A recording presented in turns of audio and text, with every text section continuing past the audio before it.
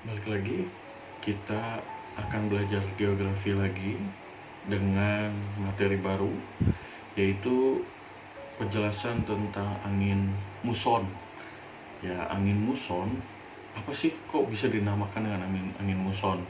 Nah, angin muson itu adalah sebutan untuk zaman dulunya yang disempurnakan kalau zaman sekarang adalah angin musim.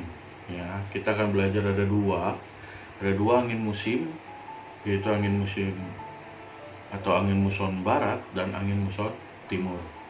Ya, angin muson ini kenapa kita harus cuma dua? Karena masing-masing mempunyai peran dua kali dalam satu tahun. Ya, kalau yang pertama kita akan bahas adalah angin muson barat. Oke, angin muson barat itu terjadi di bulan Oktober hingga April. Nah, di sini selama rentang seperti itu, angin yang bertiup itu membawa banyak uap air. Artinya dia itu dengan kelembaban yang sangat tinggi. Ya, ini terjadi musim hujan. Nah, iklim yang di sini nanti akan berubah dengan penghujan atau membawa uap air lebih banyak dari biasanya. Selanjutnya, yang kedua adalah angin muson timur. Angin muson timur adalah kebalikan ya dari angin muson barat. Oke, dia terjadi setelah angin muson barat. Artinya dimulai di bulan April sampai Oktober. Nah, ini biasanya cukup kering ya. Angin yang dibawa itu kering dan tidak membawa uap air. Artinya apa? Di sini akan terjadi musim kemarau. Ya, musim kemarau. Oke. Lalu apa dampak positifnya buat kehidupan manusia? Kita akan bahas dengan angin muson dulu, yang barat dulu ya. Yang pertama adalah tanaman lebih subur. Ya, karena dia mempunyai pasokan air yang cukup. Oke. Mengurangi polusi udara.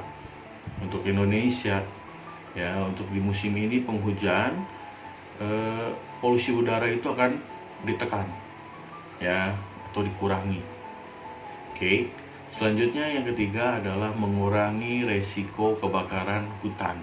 Karena di muson barat ini kan musim hujan ya, banyak uap airnya. Jadi uap yang turun itu mengurangi resiko, bukan menghilangkan resiko.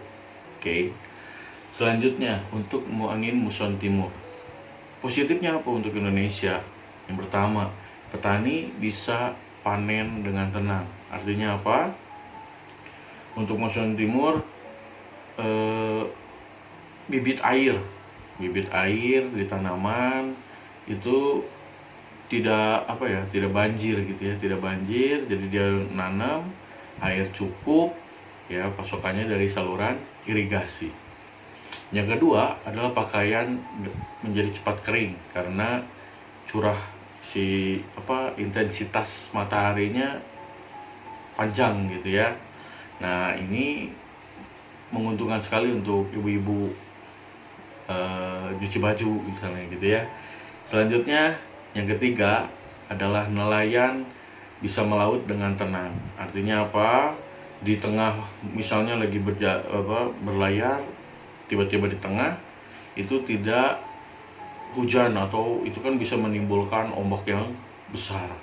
Itu dampak positifnya untuk masyarakat Indonesia. Di samping masyarakat dapat positifnya, ada juga negatifnya untuk muson barat.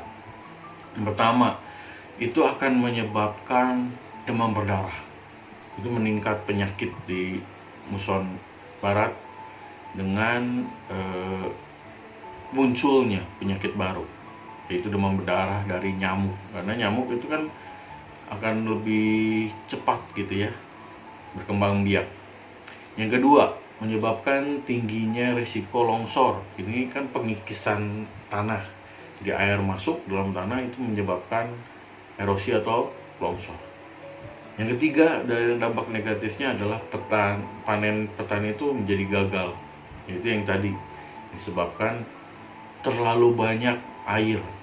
Itu menyebabkan genangan, tanaman busuk, akhirnya gagal panen. Oke. Ada yang negatif lagi dari muson timur. Ya. Di muson timur karena curah hujannya hilang, panas, akhirnya masyarakat Indonesia kesulitan mendapatkan air bersih. Biasanya pemerintah turun tangan ya untuk mencukupi pasokan air bersih. Bagi orang Indonesia, air adalah nomor satu. Oke. Yang kedua, negatifnya adalah banyak tanaman mati akibat kekurangan air. Bagaimana bisa berkembang sedangkan pasokan airnya hilang gitu ya, atau kurang. Oke. Yang terakhir adalah risiko kebakaran hutan tinggi. Indonesia di Kalimantan khususnya ya, di Sumatera itu banyak sekali pepohonan atau perkebunan. Biasanya di sini tanaman itu menjadi kering.